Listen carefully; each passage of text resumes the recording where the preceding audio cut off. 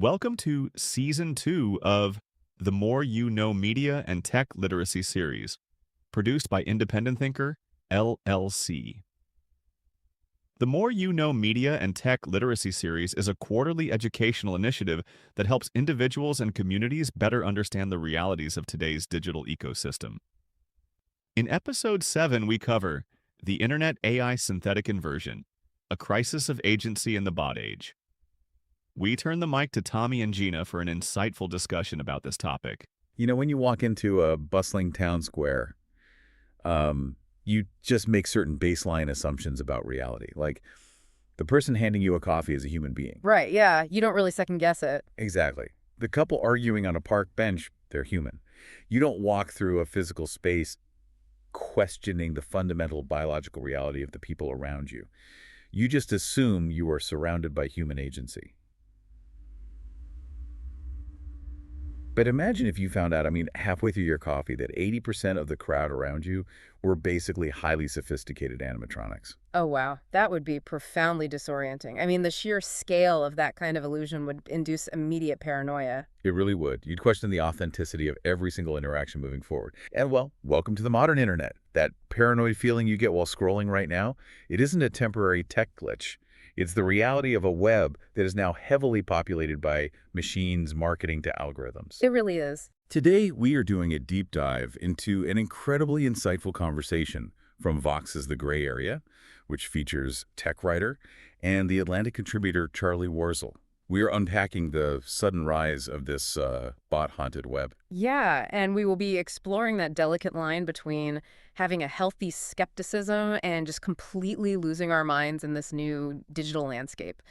And ultimately, we are going to try to answer a massive existential question that's been triggered by this flood of artificial intelligence, which is, what is a human for? Okay, let's unpack this. Yeah. Because I have to admit, I have been feeling this deep, totally relatable sense of dread about how being online feels lately. Yeah. It doesn't feel like I'm exploring a digital frontier anymore, you know? It feels more like I'm just wading through a swamp of artificial synthetic garbage. If we connect this to the bigger picture, this existential dread you're feeling, it's rooted in a massive shift in how internet reality is actually constructed. To understand the psychological toll, we first have to look at the mechanical reality of what is populating our feeds. So back in 2018, the tech writer Max Reed coined a term called the inversion. Oh, I remember when that piece came out. The inversion was this predicted tipping point, right, where bot-created and fake content would officially surpass human-made content on the web. Spot on, yes. And back in 2018, it sounded like this shocking, slightly sci-fi revelation. Like we were panicking over automated Twitter comments or simple sock puppet accounts. But looking back from where we are now, that 2018 panic feels almost quaint. Quaint is honestly the perfect word for it, because generative AI didn't just quietly tip the scales of the inversion, it completely shattered them. Yeah, shattered is right. We are seeing the entire internet jammed with synthetic text, fake websites, and AI-generated video on a completely unprecedented scale. And this has fundamentally altered the economic model of the web. Like, the internet used to be a place where humans marketed things to other humans. Right, a peer-to-peer sort of thing. Exactly. But today, it is largely machines marketing to algorithms. Which is just wild to think about. Yeah. And the music industry is actually a prime example of this mechanical shift. So viral marketing firms are now routinely hired to spin up thousands of entirely fake automated accounts on platforms like TikTok. Oh, absolutely. And they aren't trying to convince humans that a song is good. They all just simultaneously post a specific track to trick the platform's algorithm. The algorithm sees this sudden spike in artificial engagement, assumes the song has organic popularity, and then violently pushes it into actual human feeds. Yeah, the synthetic takeover is even more aggressive on platforms built entirely on passive listening, like Spotify. Consider what recently happened with the progressive rock band King Gizzard and the Lizard Wizard. Oh, this is a crazy story. It is. They made a principled, highly human decision to pull their music off Spotify in protest because the platform's CEO had funded a defense company. Which is a completely valid exercise of human agency. But the digital ecosystem didn't respect the void they left. Like, at all. Not even a little bit. The moment they pulled their catalog, opportunistic domain squatters just flooded in. They used AI to instantly generate sound-alike progressive rock slop music. Just total imitation garbage. Exactly. They uploaded it under the band's exact name and essentially siphoned off their streams and revenue, before the human moderators at the platform even noticed what was happening. Which is terrifying. And it highlights a crucial vulnerability in how we consume media now. Because this isn't just happening through targeted attacks on specific protesting bands. Right. Even popular ambient jazz and classical music playlists are heavily populated by non-existent artists. Like, listeners put on a focused playlist, they hear a piano track they enjoy, and click the artist's name only to find there's no profile picture, no biography, no manager, no record label. Nothing. Just an algorithmic loop pumping out synthetic beats to capture passive revenue. It's like going to a crowded party, and after an hour of mingling, you realize 80% of the guests are just mannequins with Bluetooth speakers taped to their chests. That is a brilliant analogy. And it shows how generative AI has turned the modern internet into a pure volume game. I mean, a bad actor can push a button and flood the zone with synthetic audio, video, and text infinitely faster than any human content moderation team could ever hope to catch it. That when you realize that the volume of synthetic media has vastly outpaced human creation, I mean, it actively rewires your psychology. It forces this pervasive, inescapable paranoia on the user. It really does, but it is worth noting that this paranoia didn't begin with the launch of generative AI. We can actually trace the roots of this psychological fragility back to the 2018 Cambridge Analytica scandal. Oh, right. That data harvesting scandal was a massive wake-up call for the public regarding how heavily platforms like Facebook were tracking our minute behaviors. It was a wake-up call, yes, but sociologically, we experienced a massive overreaction to the concept of psychographic profiling. Interesting. How so? Well, because of that scandal, the public was primed to believe that tech companies possess literal, absolute mind control powers. We adopted this belief that algorithms could easily and flawlessly brainwash the masses with just a few targeted ads. And now, AI companies are intentionally weaponizing that exact fear. It's this brilliant, incredibly cynical strategy known as doomer marketing. Yes, doomer marketing is everywhere right now. We see tech CEOs going on these extensive speaking tours claiming they are building a highly dangerous Manhattan Project for words. They passionately warn lawmakers that their tools could destroy human civilization if they aren't carefully regulated. Right, they're literally selling the terror to sell the product. By claiming their own product is an existential threat to humanity, they make the technology seem overwhelmingly, impossibly powerful to investors and consumers. Yeah, they completely bypass the reality that their software is often just a sophisticated text prediction engine. Exactly. They frame it as an omnipotent force, like our AI is so intelligent it might take over the globe, so click here to subscribe to the beta for $20 a month. It's absurd. So we have a public already terrified of algorithmic mind control, and the companies building the new tools are actively encouraging that terror as a marketing strategy. It's the perfect recipe for a paranoid society. Absolutely. And that paranoia gives birth to a profoundly dangerous cultural phenomenon known as the liar's dividend. This is such a crucial concept. It really is. The concept here is that when synthetic media is everywhere, when everyone knows that photos, audio, and text can be flawlessly fabricated with a single prompt, it gives bad actors a free pass to cast doubt on entirely real things. Yes. If a politician or public figure gets caught on video doing something terrible, they don't even have to prove the video's fake anymore. Right, they just wave their hands and say, oh, you can't trust everything you see online these days, it's AI. And a massive chunk of the population will simply believe them. The mere existence of fake content provides a massive dividend to liars. And looking at the examples discussed in the Vox interview, and just to be clear, we're looking at this purely from a sociological lens to see how reality is fracturing. Regardless of where anyone falls on the political spectrum, we see this dynamic playing out everywhere. Yeah, it's a structural problem, not a partisan one. Exactly. The source material points out that the public is constantly bombarded by a dizzying mix of verified political corruption, radicalizing conspiracy networks like QAnon thriving in Facebook groups, and bizarre AI creations like Lego animated videos of Donald Trump emerging from Iran. Yeah, when your daily media diet consists of real corruption sitting right next to literal AI Lego propaganda, society inevitably begins to normalize bizarre conspiratorial thinking. You just stop trusting your own eyes. But I do want to push back on this framing for a second. Sure, go ahead. In an environment completely saturated with synthetic media, isn't a healthy dose of paranoia absolutely necessary right now? I mean, if we don't assume things are fake right out of the gate, aren't we just leaving ourselves completely vulnerable to manipulation? I get why you'd think that, but that is actually the ultimate trap of the current digital era.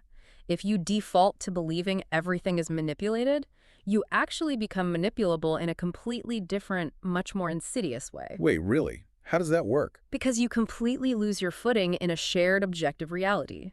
When you reject everything as a potential fabrication, you become isolated. And isolated people are significantly easier to radicalize or scam. That is a terrifying point. And that specific struggle, trying to find the exact line between maintaining healthy skepticism and just entirely losing our grip on reality, it's causing us to view even harmless everyday cultural disagreements as massive coordinated conspiracies. Like, we've taken the paranoia of geopolitics and applied it to pop culture. We really have. And this brings us to a term that has completely broken containment from military jargon and entered mainstream internet slang, the PSYOP. Right, clandestine psychological operation. Exactly. The internet now applies this heavy military concept to virtually everything. Yeah, the example of the indie band Geese perfectly illustrates how broken our cultural compass is right now. So, they are a popular rising band, but their lead singer has a highly polarizing vocal style. Very polarizing. Some listeners hear the music and think it's brilliant, throwing off major Velvet Underground vibes.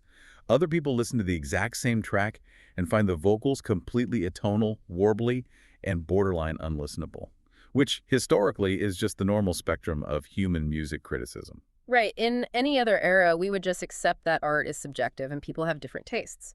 But because we're living in this paranoid, bot-haunted ecosystem, a massive cohort of internet users simply refused to believe the band's popularity was organic. It's so wild. They took to social media to declare that the band must be a literal psyop. They genuinely convinced themselves that the band's success was a fake, coordinated marketing ploy forced onto the public by dark, algorithmic forces. Because it is so much easier on the ego to say, this band's popularity is an artificial intelligence psychological operation, than it is to admit, a lot of people love a genre of music that I simply do not understand. Exactly. We are projecting our very real anxieties about AI and corporate manipulation onto completely benign aspects of human culture. Here's where it gets really interesting. To help navigate this paranoid landscape, the source material attempts to clearly define what true internet slop actually is. And the defining characteristic isn't just that a piece of media was generated by AI. No, it's not about the tool used. The defining characteristic is contempt. True slop is built entirely on contempt for the audience. That is such a vital distinction. It is the purest form of click volume arbitrage. Its content often produced in overseas content farms, designed specifically to scrape fractions of a cent off programmatic ads by capturing the attention of unsuspecting users who lack media literacy. Yeah, the creators of this content view the audience as just mindless engagement machines who will stare at absolutely anything.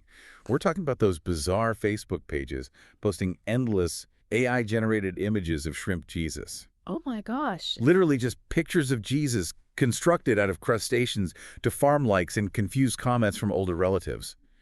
Or entirely fabricated clickbait articles with headlines claiming Garth Brooks delivered a massive political speech about the Supreme Court at a concert in South Africa. Which is just total unadulterated nonsense shoved into a feed solely to sell ad space. Right. But there is a careful distinction to be made here between that kind of cheap slop and actual propaganda, like the AI Lego videos of politicians, or even something as silly as former reality TV star Spencer Pratt releasing an AI video of himself dressed as Batman to drum up attention for a campaign. Right. Those pieces of media are propaganda or active campaigning. They actually have a specific human ideological or self-promotional intent behind them. Slop, by definition, has no intent other than stealing your time and attention for a microscopic financial return. But wait. If slop is defined purely by its contempt for the audience's time, doesn't a massive amount of human-made reality TV or human-written clickbait technically count as slop? Like, how do we even draw the line anymore between a cheap human cash grab and an AI cash grab? That is a really great question, and it raises an important point about intent. The difference ultimately lies in the sheer scale and the complete absence of any human desire to entertain. Okay, unpack that for me. Well, even the trashiest, most manipulative human-made reality TV requires writers, producers, and editors sitting in a room actively trying to figure out what will make another human being gasp, laugh, or cry. They want a reaction. Right. AI slop doesn't care if you feel a single emotion. It only cares that your thumb stops scrolling for 2.5 seconds so an ad impression could load. Man. Which leads us to a really dark, introspective place. Yeah. Because if we are constantly surrounded by slop, psyops, and content that holds our intelligence in utter contempt, we have to examine our own role in this digital ecosystem. How are we even participating anymore? It's a bleak thought. For a long time, tech theorists talked about the dead internet theory, right? The idea that the internet is just a ghost town where bots are running the whole show. But Gen Z researcher Aidan Walker introduced a newer concept in the source material that is somehow even more bleak. He calls it the cuck internet theory. And despite the colorful name, the mechanics of this theory perfectly describe the terrifying reality of our current feeds. They really do. The theory posits that the synthetic content, meaning the AI machines creating the videos, and the social media algorithms, meaning the machines sorting and distributing the videos, are now interacting almost exclusively with each other. It's just an endless loop. The generative AI creates a piece of media specifically tailored to match what the algorithm is programmed to boost. Right. And the algorithm sees the media, recognizes it perfectly matches its retention parameters, and aggressively promotes it. So the machines are generating the demand and supplying the product simultaneously. The algorithm demands a specific type of high-retention video, and the AI optimizes and creates exactly that video. And the human being. We are just sitting passively in the corner. Exactly. Watching the machines interact with each other. We are the consenting observers. We aren't exploring. We aren't making choices.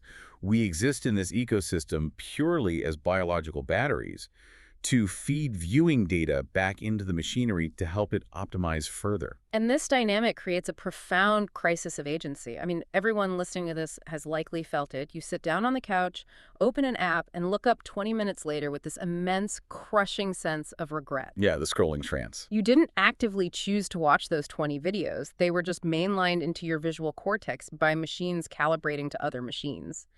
And even if AI isn't coming for every single white-collar job tomorrow, that profound daily loss of agency forces society to ask that terrifying question we mentioned at the top of the discussion. What is a human for? Yeah. If machines are creating the culture and machines are curating the culture, what is our role? There is a fantastic quote referenced in the source from the author Kurt Vonnegut that perfectly captures what we are losing here. Oh, I love this quote. Vonnegut famously said, "We are put on Earth to fart around," which is such a beautifully blunt way to describe the messy, inefficient joy of being alive. Yes. Farting around means experiencing spontaneous, weird, entirely unexpected human interactions. Right. It's the experience of going to the post office, getting a flat tire, and ending up having a fascinating conversation with a stranger who helps you fix it. Those inefficiencies are where life actually happens.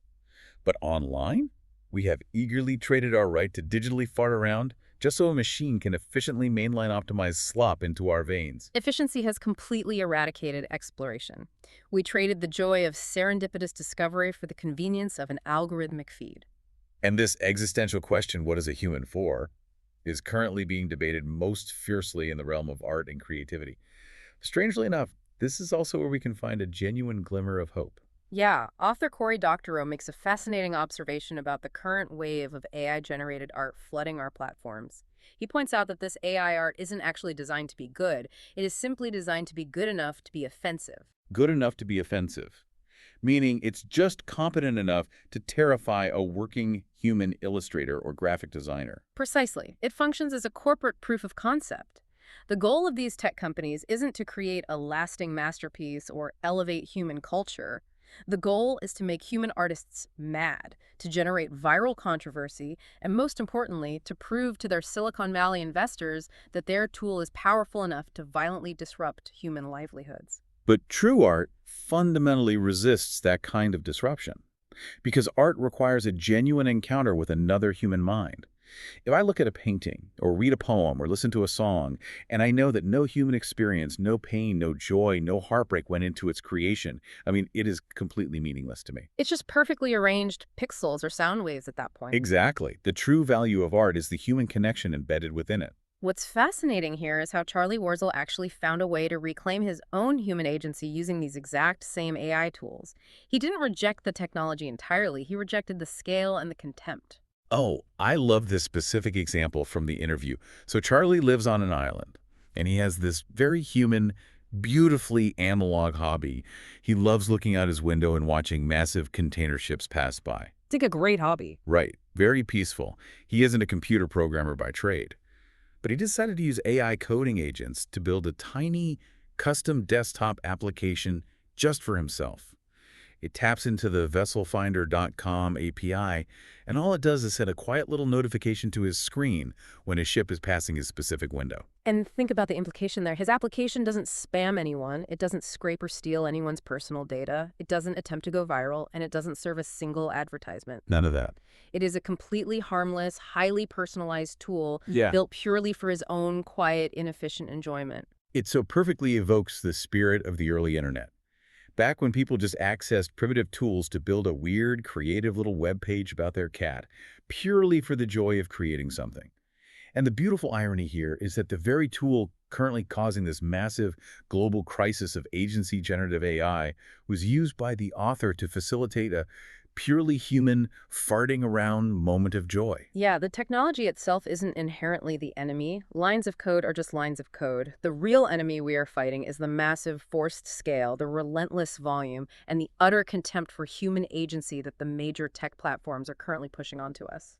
Okay, we have covered an immense amount of ground today. We've explored the internet's transition from genuine human connection to a relentless, algorithmic volume game.